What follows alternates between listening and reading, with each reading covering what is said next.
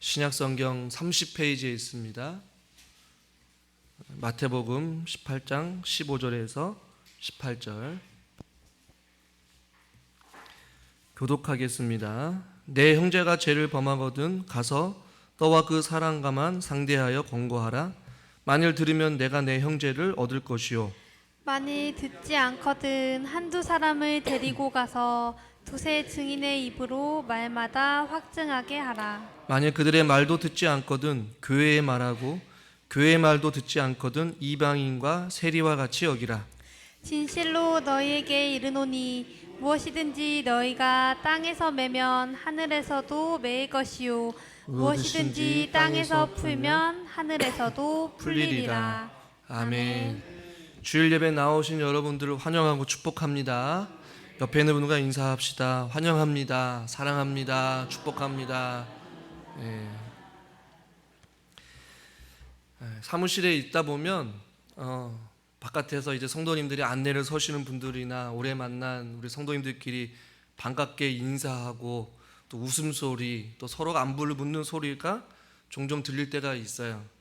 그러면 이제 사무실에서 말씀을 준비하고 있는 저로서는 얼마나 기쁜지 몰라요. 성도님들의 웃음소리, 또 서로의 안부를 묻고 또 서로를 격려하는 그 소리가 예배를 앞두고 있는 저에게는 큰 또 위로가 되고 또 안심이 되고 또 우리 성도님의 웃음소리를 들으니까 제 기분도 좋아지곤 합니다. 우리 옆에 있는 분들과 인사합시다. 다시 한 번 더. 권사님이 계셔서 장로님이 계셔서 참 행복합니다.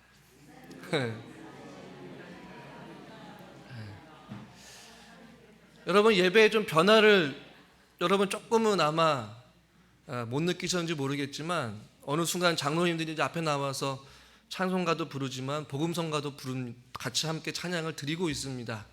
한 15분 정도부터 찬양을 같이 하는데 제가 한 3주 정도 봤는데 우리 성도님들이 굉장히 경쾌한 찬양, 기쁜 찬양을 하는데도 굉장히 심각하게 뚫어져라 앞에 있는 사람을 보고 계셔요.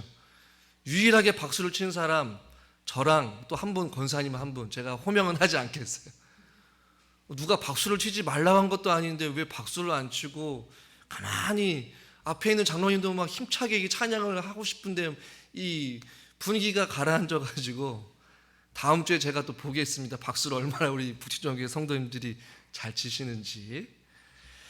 교회, 건강한 교회의 바른 표지에 대해서 우리가 말씀을 살펴봤는데요. 그 마지막 세 번째로, 첫 번째는 우리가 말씀에 대한 바른 선포, 바른 복음의 선포 혹은 바른 복음의 순수한 선포라고 말씀드렸고, 두 번째는 성례의 바른 시행, 성찬과 세례의 의미를 바로 알고 시기와 적절하게 그 성례를 바르게 시행하는 것. 그리고 오늘 세 번째로는 징계의 바른 시행에 대해서 말씀을 나누려고 해요. 목사님, 징계라는 말이 굉장히 좀 거부감이 느껴지고 교회에서 무슨 징계입니까? 교회는 무조건 사랑으로 감싸주고 무조건 용서해줘야 되고 무조건 품어줘야 되는 곳이 바로 교회 아닙니까? 세상 사람들은 다 무시하고 세상 사람들은 다 나 몰라라 한다 할지라도 교회에서만큼 모든 것을 다 포용해주고 용서해줘야 되는 것 아닙니까? 한편으로는 맞는 말이에요. 그러나 이 징계라는 말이 무섭게 느껴질 수도 있겠지만 여러분 국가에서도 혹은 한 나라에서도 어떠한 법이 없다면 혹은 법을 지키지 않고 그냥 살아가게 된다면 그 나라가 어떻겠습니까? 아마 아수라장이 될 거예요. 죄를 지어도 처벌을 받지 않기 때문이죠. 결국에는 힘이 있는 자가 그 나라를 지배하게 될 것이고 결국에는 무질서 속에서 많은 사람들이 불안함과 공포 속에 살아가게 될 거예요. 나라에서도 마찬가지고 학교에서도 마찬가지고 회사 안에도 또 어떤 지역 안에서도 마을 안에서도 어느 정도의 법과 규칙이 존재해야지만이 사람을 통제할 수 있고 그 통제 속에 자유함이 있고 그 통제 속에 또한 평안함이, 안전함이 있는 것이죠. 마찬가지로 저와 여러분이 섬기는 이 교회 안에도 법이 있다는 거 여러분 혹시 알고 계십니까? 우리가 속한 대한예수교 장로교회 합동측에 총회법이 있고 그 총회에 속한 다양한 어떠한 노예 가운데 저희가 속한 교회는 바로 강원노회입니다. 그리고 강원노회에도 노회의 법이 있어요. 그리고 우리가 교회의 봉고차를 처분하기 위하여서 정관을 다시 한 번 더 개정하였고 그 정관을 통과시켰잖아요. 그 정관 역시도 교회 안에 지켜야 될 법이에요. 마찬가지로 이 교회에서 총회에서 목회자와 성도 간에 또 성도와 성도 간에 교회를 위해 어떠한 법이 존재한다라는 것이죠. 건강한 교회 혹은 바른 교회를 이끌어가기 위해서는 이 총회법과 노회와 그다음에 교회 안에 있는 이 정관의 또 규칙을 가지고 교회가 그것을 바르게 시행할 때에 건강한 교회로 성장할 수 있다라는 것이에요.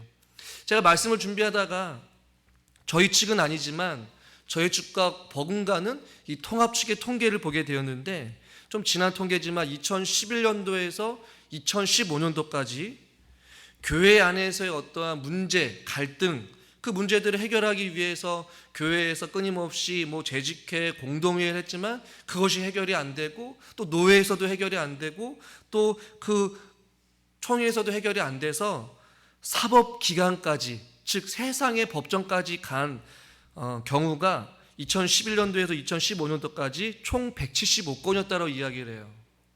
이것이 통합 측의 교단의 이야기고 우리 측 합동 측은 정확하게 통계가 안 되어 있어요. 제대로 된 어떤 보고가 없기 때문에. 그렇다면 이 사법기관, 교회에서 제대로 해결되지 않는 문제들이 결국에는 세상의 법정까지 가게 됐다는 얘기는 결국에는 그 교회가 많은 어려움과 갈등과 어떠한 아픔이 있었다는 것은 분명하죠. 그렇다면 사법기관과 교회법이 있어요. 나중에 기회가 되면 또 나누겠지만 여러분, 사법기관이 있고 교회법이 있으면 이것을 어떻게 가지고 우리가 문제를 해결하느냐가 있냐면 사법기관의 법을 보면 종교의 자유가 있기 때문에 되도록이면 교회법의 존중이 원칙이나 절차상의 어떠한 위반이 있는 경우에는 그것은 사법기관이 관여를 해서 그 문제에 선고를 내리기 마련이에요. 그러니까 종교의 자유와 교회법이 굉장히 중요하고 더 그쪽에 비중을 둬서 교회가 가지고 있는 그 총회와 노회와 교회 안에 있는 정관이 이 사법기관의 어떠한 기준이 되고 또 그것을 판결하는 데 굉장히 중요한 역할을 한단 말이에요. 벨기에 신앙 고백이 있는데요.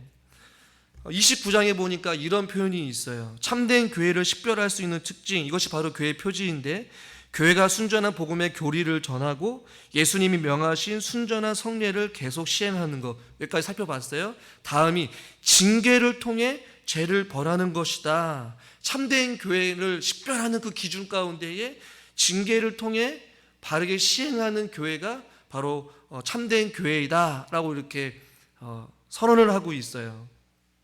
그래서 징계에 대한 성경 구절들이 다양한 곳에 있지만 고린도전서 5장 13절에 보니까 같이 한번 읽어볼게요.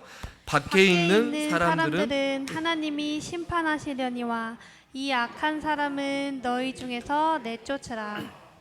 고린도 교회 안에 있는 잘못된 거짓 사람들에 대해서 밖에 있는 사람들, 즉 하나님을 모르는 사람들은 하나님이 알아서 심판하시겠고 이 악한 사람, 즉 교회 안에 있는 이 사람들은 너희 중에서 과감하게 쫓아버려라. 이렇게까지 무섭게 성경은 말씀하고 있어요.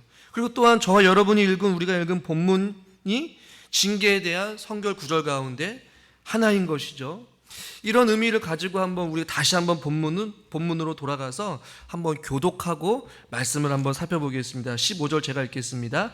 내 형제가 죄를 범하거든 가서 너와 그 사람과만 상대하여 권고하라. 만일 들으면 내가 내 형제를 얻을 것이요 만일 듣지 않거든 한두 사람을 데리고 가서 두세 증인의 입으로 말마다 확증하게 하라. 17절 같이 읽죠. 만일 그들의 말도 듣지 않거든 교회의 말하고 교회의 말도 듣지 않거든 이방인과 세리와 같이 여기라. 아멘. 본문의 상황은 내 형제가 죄를 범하거든 이라고 말씀하고 있어요. 그러니까 즉 교회 안에서도 우리가 기억해야 될 것은 교회 안에서도 얼마든지 관계 면에서 혹은 행정적인 면에서 또 교회 안에서 사람이 모인 곳이기 때문에 다툼이 있을 수 있고 잘못을 저지를 수도 있고 실수를 할 수 있다라는 것을 우리는 기억해야 돼요. 얼마든지 이런 일들이 교회 안에서도 일어날 수 있다는 것이죠. 그러나 사람들은 생각해요. 세상은 그런 일들이 있다 할지라도 교회에서만큼은 그래서는 안 되는 것 아닙니까? 물론 맞는 말이지만 이 세상에 여러분 문제없는 교회가 어디 있겠습니까? 이것을 우리가 큰 전제를 가지고 말씀을 봐야 돼요.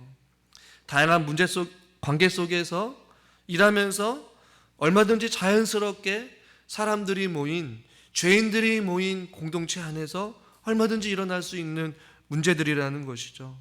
그러나 중요한 것은 건강한 교회, 참된 교회를 식별할 수 있는 것은 그런 문제들이 일어날 때에 그 문제들은 무조건 은혜로만 덮어두고 무조건 사랑으로만 감싸면서 그냥 넘어가느냐, 아니면 그 문제를 올곧게 바르게 해결하고 어떻게 대처하느냐에 따라서 그 교회가 건강하게 자라가느냐, 그냥 잘못된 방향으로 걸어가느냐는 굉장히 다른 문제라는 것이죠.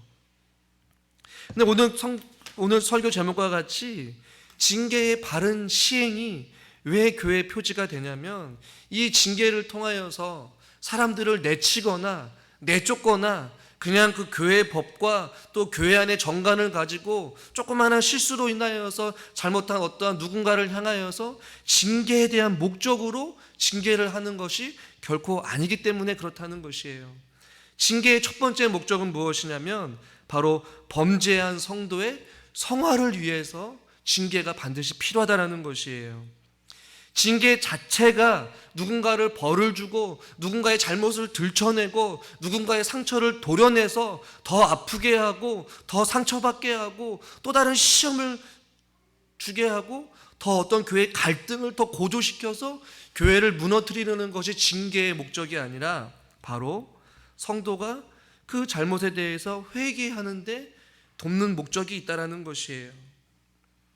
징계를 통해 자신을 돌아보게 하고 회개를 통해 하나님께로 돌아오게 하고 그것으로 다시 한 번 더 누군가가 하나님 앞에 바로 설 수 있게 하는 것. 그래서 징계는 하나님께 나아가는 거룩한 기회라는 것이에요. 사랑의 채찍질이라는 것이죠. 예를 들면 부모가 자녀들이 잘못하면 이 자녀를 향하여서 회초리를 들고 또 심한 말을 통하여서 자녀에게 저주를 퍼붓고 너는 그래서는 안 돼, 너는 그래서 그 모양이야 라고 이야기를 하고 완전히 가정에서 내쫓고 그냥 호적을 파가지고 그냥 완전히 내쫓습니까? 아니잖아요. 미우나 고우나 그 자녀가 바로 돌아서고 다시는 그 잘못을 하지 않기 위하여서 훈계하고 설득하고 때로는 사랑의 회초리를 들기도 하고 때로는 타이르기도 하면서 그렇게 부모가 자녀에게 훈계하고 가르치는 이유가 뭐예요? 자녀가 잘 되게 하기 위해서, 다시는 거짓말을 하지 않기 위해서, 다시는 그런 행동을 하지 않기 위해서 그렇게 훈계하듯이 교회 안에서도 어떤 그러한 원칙과 그러한 생각을 가지고 하나님 앞에서 또 교회의 법을 가지고 징계를 해야 된다는 것이에요. 그런데 이 징계의 어떠한 절차 혹은 원칙을 보면 15절, 16절, 18절, 17절에 보니까 전체적으로 어떤 문제를 다 들춰내고 공개하는 것이 아님을 잘 여러분 아셔야 돼요. 교회가 말하기 전에 먼저 그 당사자인 개인과 개인이 가서 권면하는 것이에요. 그리고 듣지 아니하면, 그 듣는 것을 거절하면 두세 사람이 찾아가라 라고 말씀하고 있어요. 왜 두세 사람이 찾아갈까요? 왜 먼저 개인이 먼저 찾아갈까요? 그 문제로 인하여서 더 큰 문제를 만들지 않기 위해서. 처음에는 개인이 조용히 찾아가서 사랑으로 그 허물을 덮어주고 용서를 구하고 잘못을 인정하고 관계를 회복하고, 이것이 교회 안에 문제를 해결하는 귀한 방법인 것이죠. 그러나 사람들은 어떻습니까? 어떤 문제가 있으면, 어떤 사건이 터지면 목회자보다 더 빨리 알아요. 맨 나중에 아는 게 결국에는 목회자, 이렇게 돼버려요. 여러분, 누군가를 문제를 만났을 때에 가장 중요한 것은 먼저 개인과 개인이, 그리고 두세 사람이 찾아가서, 오늘 성경은 15절 보십시오. 만일 듣지 않거든 한두 사람을 데리고 가서 두세 증인의 입으로 날마다 확증하게 하라 라고 말씀하고 있어요. 왜 두세 사람, 소수의 사람이 가야 되느냐? 내가 권사회 회장이니까, 내가 장로니까, 내가 목사니까, 이것이 아니라 왜 두세 명이 가냐고 하냐면 증인의 역할을 하기 위해서 그래요. 괜히 이야기를 했는데 또 뒤에서 딴 얘기를 할까 봐. 그리고 정중하게 권면을 하고 정중하게 이야기를 했다라는 것을 증인으로 삼기 위하여서, 또 같이 설득하기 위해서 두세 사람이 가라고 말씀하고 있고, 17절 보십시오. 17절의 말씀 같이 한번 읽겠습니다. 만일 그들의 말도 듣지 않거든 교회의 말하고 교회의 말도 듣지 않거든 이방인과 세리와 같이 여기라. 교회의 권고까지 듣지 않게 되면 결국에는 교회에서 추방하라는 것이에요. 이런 예들이 참 많이 있는데 고린도전서 5장 5절에 보니까 이런 자를 사탄에게 내주었으니 이는 육신으로 멸하고 영은 주의 예수의 날에 구원을 받게 하려 함이라. 사탄에게 그냥 내주어 버렸대요. 디모데전서 1장 20절 그 가운데 후메네모와 알렉산더가 있으니 내가 사탄에게 내어준 것은 그들로 훈계를 받아 신성을 모독하지 못하게 하려 함이라. 성경 곳곳에서 하나님 믿는 자들이 권면하고 또 두세 사람이 또 찾아가고 교회에서 공식적으로 이야기를 했음에도 불구하고 듣지 않을 경우에는 그냥 내버려 두고 내쫓고 한다라고 말씀하고 있어요. 그래서 정말로 최악의 경우에 교회에서 죄의 정도에 따라 교회 헌법을 보면 성찬을 금지시키는 경우도 있어요. 이 사람은 성찬에 참여할 수가 없다라는 것이에요. 여러분, 제가 성찬이 중요하다는 것을 말씀드렸잖아요. 교회에 나와서 예배를 드리는데 세례와 성찬에 참여할 수 없게끔 교회에서 처분을 내릴 수도 있고, 직분을 아예 정지시키는 경우도 있고, 또 출교를 시키는 경우도 있고, 목사는 아예 면직을 시키는 경우도 있어요. 그 죄의 정도에 따라서 교회에서 내릴 수 있는 중요한 어떠한 징계 중에 하나인 것이죠. 그러나 분명한 것은 이 징계를 통하여서 그로 끝나는 것이 아니라 징계의 첫 번째 목적은 누군가가 하나님 앞에 불순종했을 때에 다시금 순종하고 돌아올 수 있게끔 하는 것이 가장 중요한 첫 번째라는 것이에요. 두 번째, 징계의 바른 시행이 필요한 목적은 무엇이냐면 건강한 교회를 위해서 이 징계는 교회 안에 필요합니다. 여러분, 몸의 한 부분이 썩어져 들어가는데 계속해서 썩어져 가는 것을 방치하면 결국에는 몸 전체가 썩게 되어서 생명을 잃게 돼요. 마을에 어떤 사람이 전염병에 걸렸다고 하면 그 사람을 속히 격리시켜야지만이 그 마을 전체가 살 수 있어요. 우리가 당하고 있었던 이 코로나도 마찬가지죠. 왜 코로나 때 격리를 시킵니까? 사람들한테 옮기기 때문에. 옮기게 되면 우리 일생생활이 정지가 되고 생활에 위협을 받기 때문에. 그래서 고린도전서에서도 동일한 그런 말씀이 있어요. 고린도전서 5장 6절 같이 한번 읽겠습니다. 너희가 자랑하는 것이 옳지 아니하도다. 적은 누룩이 온 덩어리에 퍼지는 것을 알지 못하느냐. 이 조그만한 누룩이 온 덩어리에 퍼지는 것을 알지 못하느냐, 이와 마찬가지라는 것이에요. 이 죄는 전염성이 있어요. 예를 들면 한 사람이 교회 안에서 불만만 하게 되면 같이 불평하게 되고 같이 부정적인 시각으로 바라보게 되고 같이 은혜를 못 받게 된다는 것이에요. 이 코로나 전파보다 더 무서운 것이죠. 영혼을 갉아먹는 이 전염성이 있어요. 그래서 이런 어떤 문제가 있을 때에, 어떤 불평이 있을 때에 권면하고 긍정적으로 믿음의 눈으로 바라볼 수 있도록 교회는, 우리 공동체는 바른 어떠한 가르침과 훈계와 권면, 또 심지어 징계를 통하여서 그 병든 교회를 살릴 수 있도록 하기 위함이 바로 징계의 바른 목적이라는 것이에요. 세 번째는 하나님의 영광을 위해서 바른 징계가 필요하다라는 것이죠. 하나님은 살아계시고 하나님은 거룩하고 하나님을 믿는 백성들이라면 하나님이 기뻐하지 않은 일들로 인하여서 그것을 묵인해버리고 그냥 덮어두는 것은 하나님 믿는 자녀로서의 바른 모습이 아니라는 것이죠. 베드로전서 1장 15절 16절 교독하겠습니다. 오직 너희를 부르신 거룩한 이처럼 너희도 모든 행실에 거룩한 자가 되라. 기록되었으되 내가 거룩하니 너희도 거룩할지어다 하셨느니라. 주님을 찬양하는 아름다운 입술로 또 누군가를 저주하는 입술이 되어서는 안 된다는 것이죠. 교회가 징계의 바른 시행을 통하여서 하나님의 거룩하심을 드러낼 수 있다는 것입니다. 그런데 여러분, 여기서 한 가지 중요한 질문이 있어요. 잘못을 알면서도 왜 교회에서 이 징계를 혹은 이 바른 권면을 혹은 훈계를 하지 못하는 이유가 무엇일까요? 왜 제대로 이런 바른 징계가 시행되지 못하는 경우들이 교회 안에 허다할까요? 그리고 사람들은 치탄해요. 어떻게 교회가 그럴 수 있냐라고 말이죠. 그 문제를 곰곰이 생각해 보니까 징계를 받거나 혹은 권면을 하거나 혹은 누군가가 잘못을 지적할 때에 교인들이 교회를 나가는 것을 두려워하기 때문에 잘못을 했음에도 불구하고 바르게 그것은 잘못됐다라고 분명하게 얘기를 못하는 경우들이 참 많이 있어요. 여러분 동의하십니까? 징계를 통해서 바로 서야 될 사람이 그 징계를 듣기 싫으니까 자기한테 상처를 줬다고, 자기를 지적했다고, 자기를 사람들 앞에서 자존심 상하게 했다고 그것을 두고 교회를 떠나가는 것이에요. 그것이 두렵기 때문에 징계를 하지 못하는 것입니다.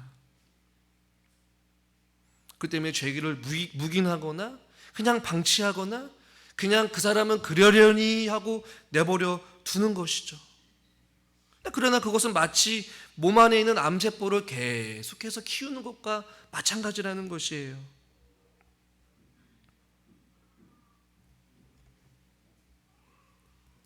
징계의 원리 중에 하나는 무엇이냐면 갈라디아서 6장 1절에 이렇게 말씀하고 있어요.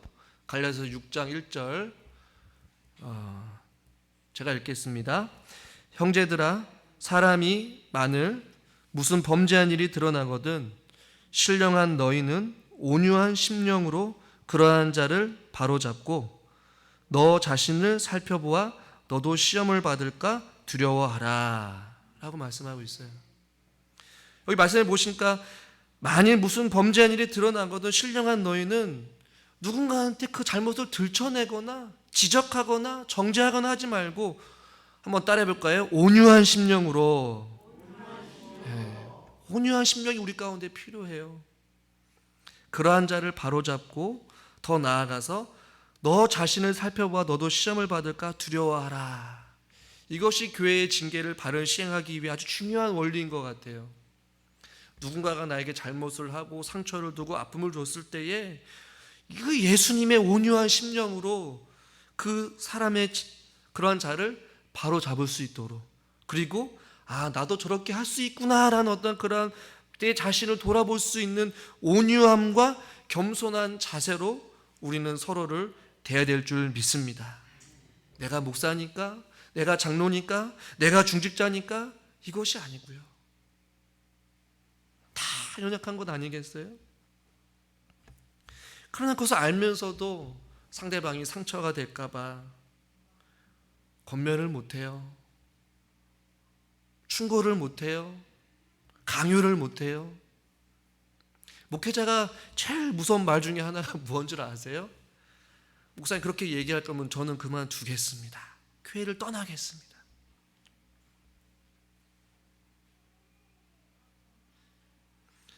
그 때문에 목회자도 성도들의 바르게 생활하지 못하는 경우를 그냥 볼 수밖에 없는 것이에요.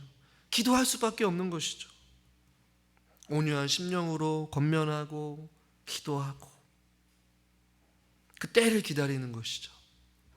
그러나 진정한 바른 교회의 모습은 어떠한 말씀에 근거한 하나님 앞에 제대로 된 권면과 충고와 또한 훈계를 하는 것이 우리의 영혼에 더 유익하다는 사실을 여러분 믿으시길 바랍니다. 마지막 우리가 징계를 제대로 시행하지 않을 때에 어떠한 일이 일어나게 되냐면 첫 번째는 교회에서 진리가 실종될 것입니다. 잘못된 교리를 가르쳐도 교회가 방치해 둔다면 교회 안에는 이단이 번성하게 될 거예요. 이래도 되는구나. 세상에서는 이래도 안 되는데 교회 안에서는 얼마든지 할 수 있구나. 결국에는 사단의 밥이 되는 교회가 되는 것이죠.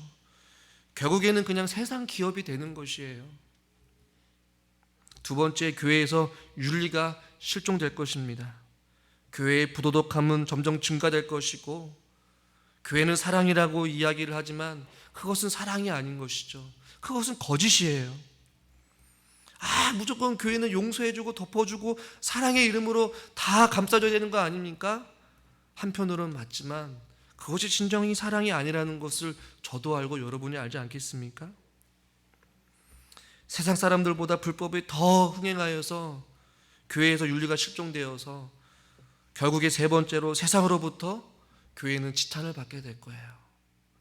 교회가 온갖 불법을 행하고 온갖 재정적인 비리와 어려움과 아픔, 상처, 성도가 교회를 떠나가게 되는, 그래서 세상도 교회를 멸시하게 되는, 그래서 사단도 우스갯소리로 그 교회는 거들떠 보지도 않는 교회가 되는, 이런 교회로 전락하고 될 것입니다. 마지막 네 번째는 하나님의 영광을 가리우게 되는 교회로 전락하고 말 것이에요. 여러분, 건강한 교회가 되기 위해서 우리가 기억해야 될 것은 교회법을 바로 알아야 되고, 또한 말씀에 근거한 우리 교회가 크고 작은 우리 일들이 있을 때에는 우리 모두에게 분별력을 주시고 올바른 판단을 주시고, 또한 말씀에 근거하여서 문제들을 은혜와 사랑과 공의와 정의의 균형을 가지고 모든 문제들을 주님 안에서 은혜롭게 정의롭게 해결할 수 있는 그런 교회가 될 수 있기를 주님의 이름으로 간절히 기대하고 또한 소망합니다.